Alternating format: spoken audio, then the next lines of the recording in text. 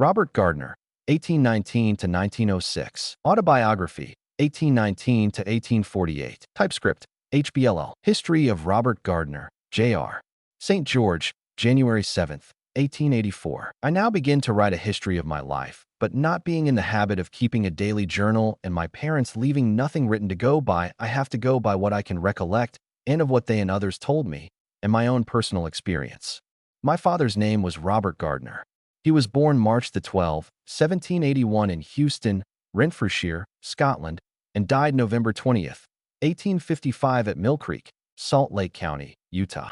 His father's name was William and his mother's name was Christine Henderson Gardner, and his grandfather's name was Robert Gardner. This is as far back as I can go. My mother's name was Margaret Callender. She was born January 1777 as near as I can find out in Falkirk, Stirlingshire, Scotland. Her father's name was Archibald Callender, and her mother's name was Margaret Ewan of Falkirk, Stirlingshire, Scotland, and mother died in 1862 on Mill Creek, Salt Lake County, while I was on my mission in St. George. My father had many brothers, but only one sister. Her name was Mary. My mother had a number of brothers, but I only know of two sisters. One was named, and other was named Lishman, and married a man by the name of Bod. They had one daughter, and her name was Margaret. One of my mother's brothers' name was Robert. I think he was the oldest, and another was Archibald, and the others' names I do not know. Archibald Callender was sailor and was pressed into the British service at a time of war, and he deserted while in Baltimore and changed his name to John Williams. My father used to correspond with him from Canada when I was a boy.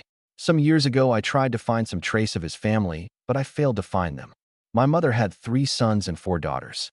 The eldest son's name was William, and he was born January 31st, 1803 in Glasgow, Lanarkshire, Scotland. Christy, eldest daughter, born in Scotland. Mary, born in Scotland. Janet, born in Scotland and in 1812 died aged 12 years, 1824 in Canada. Second son, Archibald, born in September 3rd, 1815, Calcith, Stirlingshire, Scotland. Next myself, Robert. I was born October 12th, 1819. This is the date of my birth as my father and mother could tell. My father emigrated to Canada in the year 1821 and brought brother William and sister Mary with him to hunt a home for his family. I think he located in the backwoods of Canada in the township of Dalhousie, Banthas District, Upper Canada. This was a very poor part of the country consisting of rocky ridges covered with heavy timber, mostly hemlock, pine, cedar, and some hardwood, some swamps and mud lakes, and here and there small patch of land that would do to cultivate. After cutting and burning the heavy timber, then there was a kind of a thistle that came up among the grain, which compelled us to reap it with gloves or mittens on our hands. Cradles, reapers, and thrashing machines was not in fashion in that country in those days. And it was hard, cold country to live in, but we lived in it about 12 years. Here I lost my education, or rather never got it, as the people was poor and in such a scattered condition they could not have school. When after a while we got a school, I was grown to quite, and father needed my work on the farm as I was the youngest and the only one at home. So 6 weeks was all the time I ever went to school. When I started, I was spelling in 2-letter words, and when I quit, I was a fair reader in the Testament and the best speller in school. But there I had to stop, which has been the lament of my life, what little I have learned since I have had to pick up the best I could. My sister, Janet, died in the year 1824. Christy died young, and that was before we left Scotland. William married a young woman named Enrique. I think she was born in Ireland.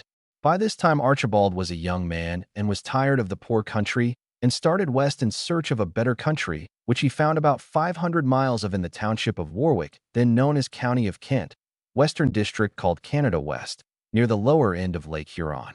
He then bought some land claims called W. Claims that was then in the market, and entered some land, and then returned home, and soon as it was convenient, he and his older brother William started for their new home in the West. By this time, William's wife had 3 children, 2 boys and a girl, and our sister, Mary, went with them. Their second child, John, was left with grandmother to go. When we went, Mary had come home, and in following fall, mother, sister Mary, myself, and the little boy John started leaving, father to follow after settling up his business. Our fit-out was 1 yoke oxen and 1 wagon. I was only 14 years of age to take care of the team and wagon, which was quite an undertaking as I had never been from home before. I stated before that Mary had gone with William and had returned all alone and had walked much of the way, and being with me now was quite a help to me in showing me the way. We traveled about 180 miles by wagon and the rest by steamboat. We arrived late in the fall. We went on our land, and father come on in the winter. We then went to work to clear off another timbered farm. The labor was hard, as we had to cut down the timber, cut it in about 16-foot lengths, haul it together with oxen, pile it in piles 4 or 5 logs high and 7 or 8 logs wide, and set fire to it and burn them up in the summer. Then we had to plant among the stumps, which it took years to rout out. There was no prairies in that country, and it took a long time to make a start in a new country in them days. Those who have been raised in the far west has but little knowledge of the labor it took to make a start in the Canada timbered lands, although this was a much better country than the one we first settled in, country of Dalhousie. By this time father and mother was getting old, and there was no one to help but Mary and me, but I was full of life and strength at that time, and was willing work, and we soon began to gather comforts around us. In a few years my sister Mary was married to a man named George Sweeton, a native of Ireland, and lived 2 miles from our home. By this time William's wife had 4 children, and she was subject to fits and had fallen in the fires several times and was badly burnt. William took the best care of her he could, but he was poor, and being in a new country and having nothing but his labor to depend on, he could not watch her as close as was necessary. His father-in-law lived in Dalhousie, where we moved from, and had a number of single daughters at home, and they wrote to him to bring her back there, and they would take care of her until her daughter grew up or she got better. And so he took her and her youngest child, William, by name, back to her father and mother, and getting no better, she died in a few years. I think it was in the year 1844 that an elder named John Barramon brought the gospel of Jesus Christ to our neighborhood, but I did not oppose, but I went to their meetings to hear and judge for myself. The Methodist minister used to hold meeting in his house, but where the meeting come at the same time as the Mormon meeting, he would go 2 miles to hear what the Mormons taught. I would tell them they could go ahead, hold their meeting. My wife and father and mother would take care of them. They advised me not to go near them, for if I did I would be deceived, but I went when I pleased and never went out of my way to shun meeting them. The Methodists soon drew their meeting from my house, but I continued to go hear what the Mormons taught. He would then compare their doctrine with the doctrine of Christ and his apostles till he was satisfied it was from God. Then he applied for baptism, this the first days of January 1845. He remarked, "I never will forget the time we went 1.5 miles into the woods to find a suitable place. We cut a hole in the ice. It was 18 inches thick. His there William baptized him. He was confirmed on a log near the water edge under the hands of William Gardner and Samuel Bolton, the latter being mouth. He often said I cannot describe my feelings that I had at that time, but he felt like little child and was very careful what I said or thought lest I might offend my Heavenly Father. My secret prayers and all my leisure time, I kept a pocket testament with him all the time, and I found something new on every page, and I began to turn down leaves, and I found such strong proofs in favor of Mormonism. He said he only got 3 weeks in school, and the rest he picked up in business, and from his mother, not having education has been a great drawback to him through life. It has made him feel awkward in society and made him prefer a back seat for fear of exposing his ignorance. He said he might have been some use to community if he got an education, and it would have been quite a comfort to himself in place of fretting for the want of it. He often said to his children to educate their children if it was only common book learning that they need to use every day of their life, even if they have to do without some of the things of the fashions that are outside of the kingdom of God. I wish them to profit by what I have suffered in not having an education. When he was 17 or 18 years old, a temperance man come around, and I signed the pledge, not that I was given to drinking, but they advised him to sign it to encourage others that was gifted drink to sign it. And that pledge he kept for 8 years, although he lived in a neighborhood where whiskey was most as common as water at all public gatherings, and I was often urged to drink and often sneered, because I would not. Way back in 1838, he joined the Methodist Church, and though it was all right, but he found they were not sincere, and he could not stand a hypocrite, and he found they were not honest in their belief. At this time, he became acquainted with a young woman by the name of Jane McCune, born of Irish parents in Canada. And in 1841, March 17th, they were married by a Methodist minister named David Hardy, and as father and mother was getting old, and I was the youngest, and they wanted us to live with them, and I was strong and willing to work, So I commenced to plow and plowed until the stars was shining. Next day, he was sick, and in a few days he was shaking with the ague and kept it up for months. He never was able to do another day's work until haying time in the fall. He was so reduced that he could not walk, and father was not able to do much. He thought this was a hard way to make a start in life. However, he was not discouraged, and I went to work again as soon as he could. We had not stores to go to buy our clothes, but they kept their own sheep in that country. Our women cleaned it and prepared it, and it went to the carding machine 30 or 40 miles away. Then they spun it on hand wheels and wove it, or got somebody to weave it who followed that business. Then the women made the clothes for both men and women, enough to do for another year. Our first child was born December 31st, 1841. In the beginning of January 1845, in company with a few saints, we went 1.5 miles into the woods and cut a hole in the ice about 18 inches thick, and was there baptized in the township of Brook in a stream called Brown's Creek. I was there baptized by his brother William, who had been ordained elder, and I was confirmed by another elder, named Samuel Bolton, on a log by the water's edge. That was the happiest day of my life up to that date. I can't describe my feelings, but I felt as humble as a little child to think I had lived to have my sins remitted and receive the Holy Ghost. It being winter time, there was little work done by me, for he wanted to spend all his time studying the Scriptures and the Book of Mormon and other latter-day work. I had no trouble in believing the Book of Mormon, for I had a burning testimony in my bosom every time I took the book. It was so plain to me, I thought I had nothing to do but run and tell my neighbors, and they would believe it all. Mother was a Methodist, but never fought against the gospel, but believed it right along. After a while, she was taken very sick, not expected to live. She wished to be baptized. Our neighbors said, "If you put her in the water, we will have you tried for murder, for she will surely die." But we put her on a sled and took her 2 miles through the snow, and then cut a hole in the ice and baptized her in the presence of those who came to see her die. One man declared if she did not die that night, he would be a Mormon next day. The next day, he met her going to her daughter's. She was on foot. He gazed at her as if he had seen a ghost. He gave her the road, but never spoke nor never joined the church.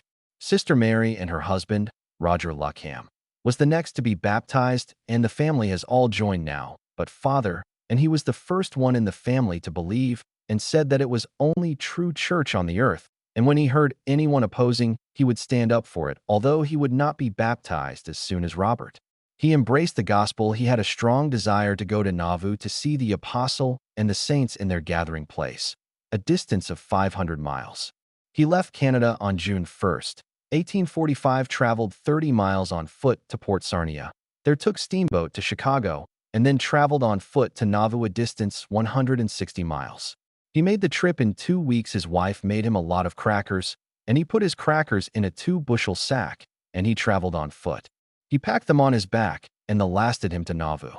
But it was a pretty good day for crackers, better than it was for money.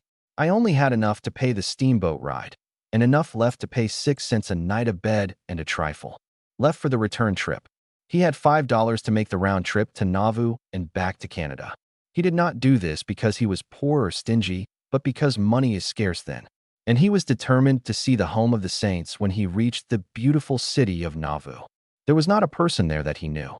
And unlike other towns, he could not find a tavern or house of entertainment. He traveled around until bedtime. Finally got the privilege of sleeping on a man's carpet, for which was very thankful, for Brother Park was with him, and the next day he found a place where he could work for his board, and he stayed in Nauvoo, but Robert only come to stay 2 weeks, and then returned to his family. In looking around the Nauvoo temple, which was under erection then, I got a little acquainted with Archie N. Hill, who, working on the temple, he kindly invited him to come and sleep with his children on the trundle bed and get something to eat. He accepted. The trundle bed could not have the heart to do much eating, for he soon found out that the saints in Nauvoo was very poor and was spending the most of their time on the temple without pay. And he did not have money to pay for boarding, but by getting a place to sleep and buying a 3-cent loaf at the bakery each day, he got along first rate. He traveled around town, Nauvoo, a good deal, and some in the country, made some acquaintances, heard some of the apostles preach, and learned a little how the kingdom of God was built up. He started back for Canada. He had an empty sack, no crackers into, but he had some faith and very little money. He started to walk to Chicago, 160 miles. The prairies were thinly settled, and it was then that he would get lonesome. He would sit down to rest. He would sing, "Hail to the prophet, ascended to heaven." Then he could get up and start on. When he reached Chicago, he had neither begged nor stolen, but my money was all gone. Then he tried all the steamboats to get a chance to work my passage down the lakes, but they refused me until he reached the last boat, and he seen the captain, and he said, "Yes, you come along in the morning and help the Negroes load wood." And then he had a time of rejoicing to think how he was blessed. Morning come, and the Negroes come with 2 sticks to pack the wood on, but he was so much larger than Robert, he had to get he longest ends of the sticks. He would pile the work up against Robert's arms, and when the darky got tired, another darky would change. But there was no change for that poor Mormon. But the boat took him 100 miles past where he wanted to go. But he made friends on the boat and got along fine, but he had to run his face to get back. But he was blessed again, and he got home. When I was in Nauvoo, I had a patriarchal blessing from William Smith, and he told him in time of trouble he would meet with a friend, and he did for a man by the name of John Wilson. A lawyer befriended him and saved him going to jail. Robert and his father sold out their property, 100 acres of land, 50 of it cleared and 50 under timber, all fenced, and a good barn 60 feet by 30 and sheds, and a pretty good house, and all for $500.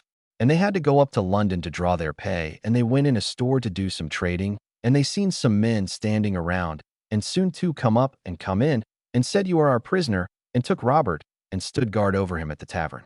But the next day John Wilson come along, and being a lawyer, he won his bond, and Robert left all their notes and papers, and he was to settle up the business. And when Robert went to Canada on his mission, he met Wilson and got the money.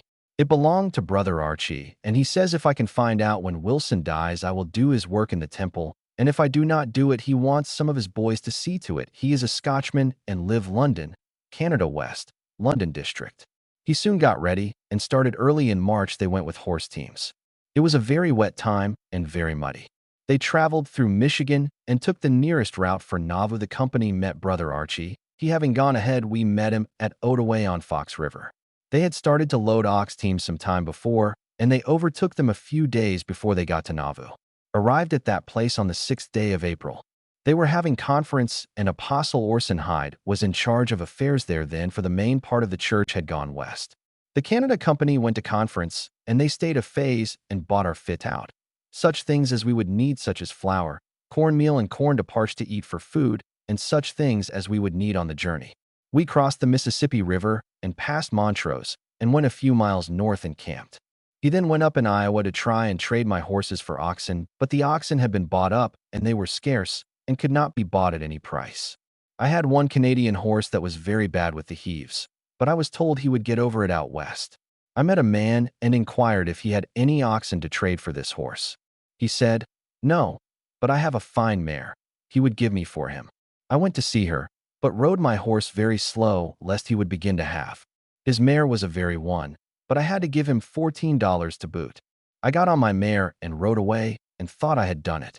I rode about 2 miles, and I met a man. He asked me if I had bought that mare. I said, "Yes, wasn't she a fine one?" He said, "Yes, but she was stone blind." That took me down a notch. But I did not go back for old Pat.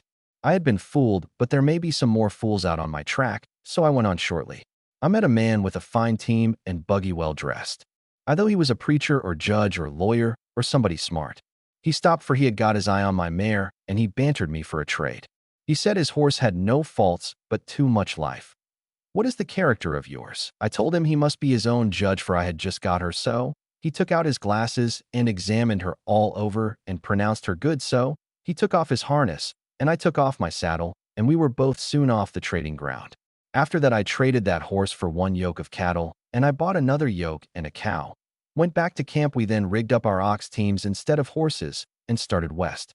We traveled about 12 miles and camped for the night, 22nd of May, 1846 in Lee County, Iowa. The next morning, we fixed mother and baby as comfortable as possible and started on for the companies from Nauvoo was all ahead. And we loaded in more flour at Bonaparte, for we had strengthened our teams, and we were pushing on for the Missouri River, expecting to overtake the main camp of Saints there. By this time, our company had got the name of the Canada Company, for we traveled so close together. There was in the company John Park, William Park, David Park, and their families, James Hamilton and family, James Kilfoyle and family, Samuel Bolton and daughter, James Crage, John Barrowman, George Corey and family, Andrew Corey and family, Brother Johns and family, and John Smith and family, my brother William and family, Archibald and family, father and mother Roger Luckham and family, myself and family. Iowa was a new and thinly settled territory, and many of the saints were poor, and not having teams to travel with was counseled to stop where the land was not taken up and put in crops until they could help themselves. They had settled a place called Garden Grove and another called Mount Pisgah and other places. Some of our camp began to drop off at some of these places, and others went on. We overtook what was known as Orson Hyde's camp near Mosquito Creek, close by the Missouri River. Here I began to see some of the suffering of the saints. The first night we come to Hyde's camp, there come up a storm, thundered, and the wind blew very hard, so very hard rain. Next morning, it was painful to see the saints with tents down, blown down, and wagon covers tore off, and everything wet with the rain. I went to one tent that was blown down and found a woman sitting on the ground, and a very young baby, both shaking with the ague, and a number of larger children sitting around in their wet clothes, shaking with the same disease. No one able to help the rest. I asked where her husband was, and she said he was called to go to Mexico to fight for Uncle Sam, who had driven us to the wilderness, endure these hardships. I tried to gather up her tent, but I could not. It was wore out. They had been driven from Nauvoo in the dead of winter, in the depth of poverty, traveling through deep snow. The men having to leave part of their family by the wayside, and travel on perhaps for a week, then leave that part and go back for the rest with the same team, until themselves nearly everything they had was work out. And many died by the way from hardships.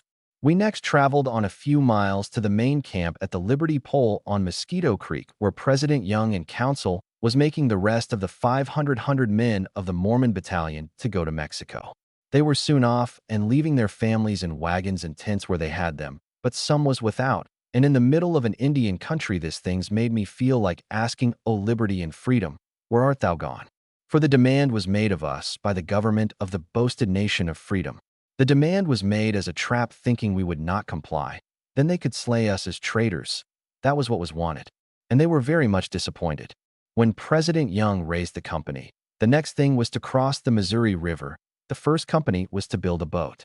When Brother William got his team and wagon on the boat, one yoke of wild steers jumped into the river with the yoke on and turned to come back. He jumped in and caught their tails, headed them around, and swam them to the other side by their tails. We then traveled on about half a day to a camping ground near a grove of timber, which was called Cutler Park. The season now being so far spent, and so many of our best young men gone to Mexico, President Young thought best to go no further this fall, but find winter quarters, cut hay for our stock, and start on early in the spring. A town site was selected down the river called winter quarters.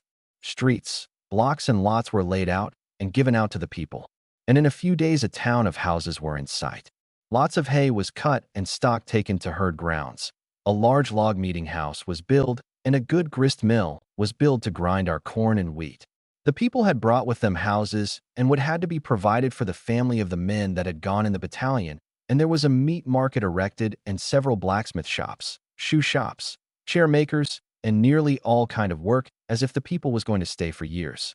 Men that could work had to work nearly night and day, for many of the older was taken with a disease called the black leg and was entirely helpless, and many died with it.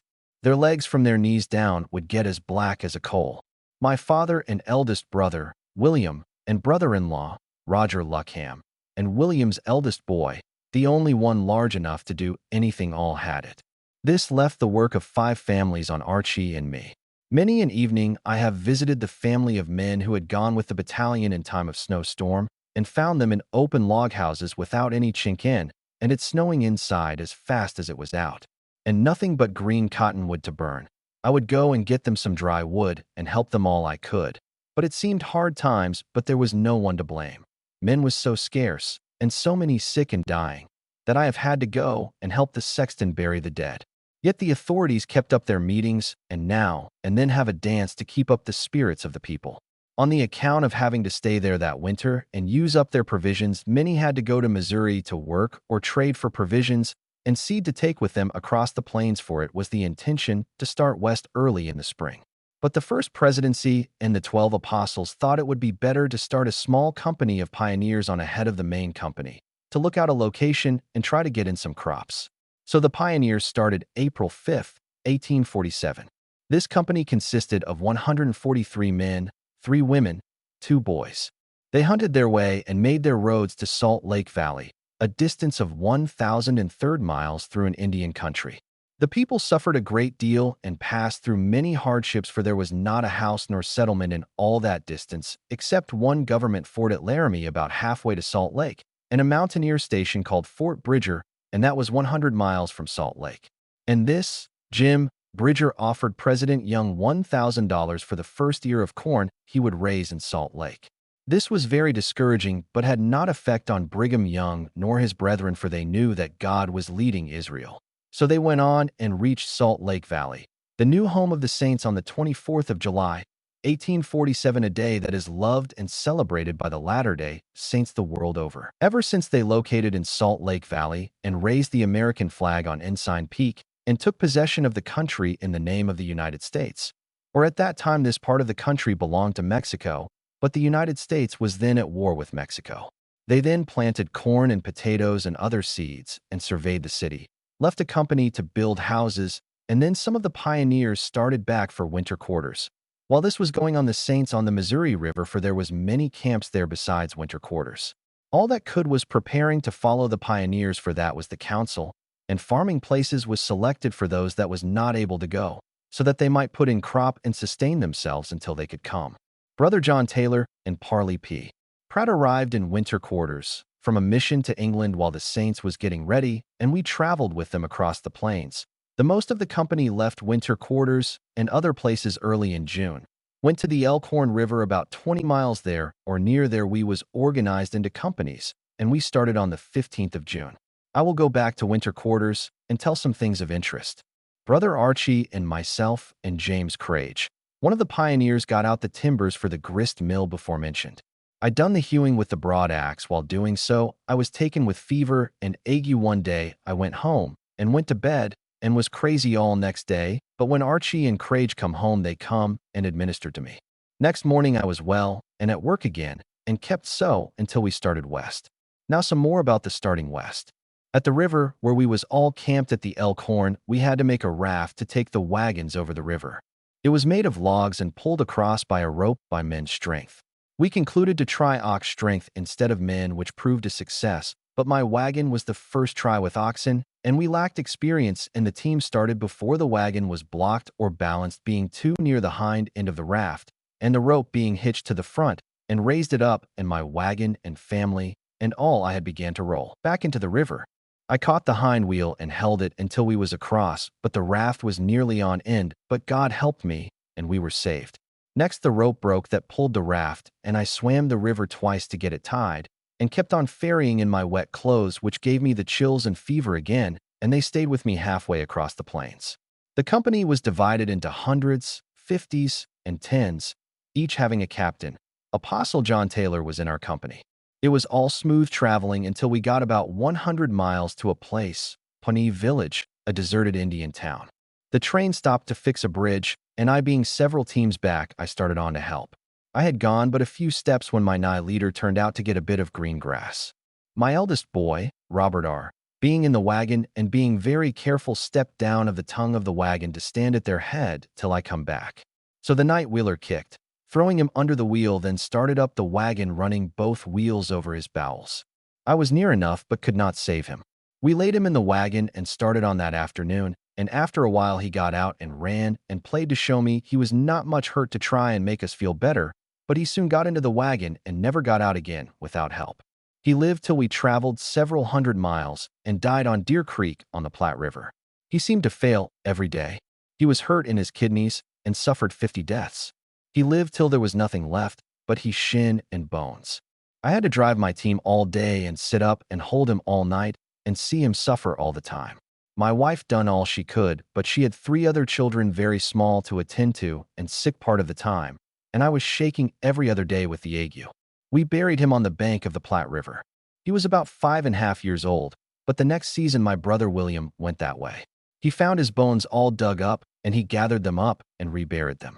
By this time I had lost 2 of my best oxen and replaced with unbroken cows. My next heavy trouble happened near Fort Bridger, something near 100 miles from Salt Lake. Here my only ill fell out of the wagon when going, and the same two wheels that run over Robert ran over him. It ran over his two ankles. He was our baby. I picked him up, some elders come and administered to him, and he was all right in a few days. My wagon was very heavy loaded for 3 yoke of oxen. I seen the wagon wheels go over both his ankles. There is no mistake about that. Afterwards I threw some buffalo bones under the same wheels, and they were crushed to powder. With many other difficulties, we made our way over rivers, through the canyons, and over the mountains, and reached Salt Lake Valley. At the mouth of Emigration Canyon on October 1st, 1847, my wagon was badly broken, my team nearly given out, and myself wore out. We looked over the valley. There was not a house to be seen, nor anything to make one of. But we was glad to see a resting place, and felt to thank God for the same. We then drove down to the camping place, afterwards calling the old fort. It is now in the lower part of Salt Lake City. I unyoked my oxen and sat down on my broken wagon tongue and said I could not go another day's journey, and the rest of the folks was nearly as bad off as me, but they did not have so much sickness as I had in my family. But that was happy day for us all, for we knew that was a place where we could worship God according to the dictations of our own conscience, and mobs would not come, at least for a while. All of the families that belonged to the Canada Company that reached Salt Lake at this time was John William and David Park and their families, George Corey and family, Roger Luckham and family, my father and mother, William Archibald and myself, and our family. Roger Luckham's wife was my sister. James Craig come with the pioneers, and John Barramon went with the battalion and to the valley by way of California. The rest of the company stayed back till they got ready by getting teams and fit out. Some stayed back and apostatized. My brother Archie and me soon went to work building a sawmill on the Warm Springs 2 miles north of Salt Lake City. But this proved a failure. We had been used with running mills in Canada with heavy streams and a low head, or a few foot fall, say from 2 to 8 feet, and we thought where we could get from 25 to 30, a very little would do. But we had too little there, and we could not make lumber. This first winter was very fine, mild weather, hardly any snow in the valley, and very little in the mountains, no rain, and the sun shone nearly all winter. My father and Archie and myself sowed 6 acres of wheat, and early in the spring of 1848, we moved camp 6 miles south of Salt Lake on Mill Creek. We moved our sawmill, and we rebuilt on Mill Creek and commenced to make lumber and build houses and get us farms, and by this time provisions was very scarce, and we were anxious to get in an early crop, and not being acquainted with the nature of the country, we thought it a good time to plant all our garden seed right after a heavy rain right in the mud and clay land, and they never came up. Yet part of our corn we treated the same, and it done the same. But some of our corn we planted in a better time, and that come up, but the land was covered with black crickets, and they picked it off as fast as it come up. This looked very discouraging. 1,000 miles from any supplies, our provisions fell short on account of taking on one of the pioneers whom we found without any provisions. So we fell from half ration to quarter ration. We tried to help out with weeds and what I could with my gun, hawks, crows, snipes, ducks, rains and wolves, and thistles, roots and rawhide. I had no cow, for I had to kill the only one I had the fall before, and we had no milk. I took the dry hide that come of my cow. I scalded it and boiled it and eat it. And believe me, this was tough. I have known my wife, Jane, to pick wild onion and violets when they first come up on the hillside for hours at a time, and boiled them and thickened them with a rich gravy made of 2 spoonfuls of cornmeal that would make just what would lay on a small plate. This made a meal or a dinner for my wife and me and 3 children. But we were blessed in one thing. Our children never cried for bread, and that was a thing I often dreaded, lest a time might come when my children might cry for bread, and I have none to give them. But all was quite contented, and we enjoyed good health.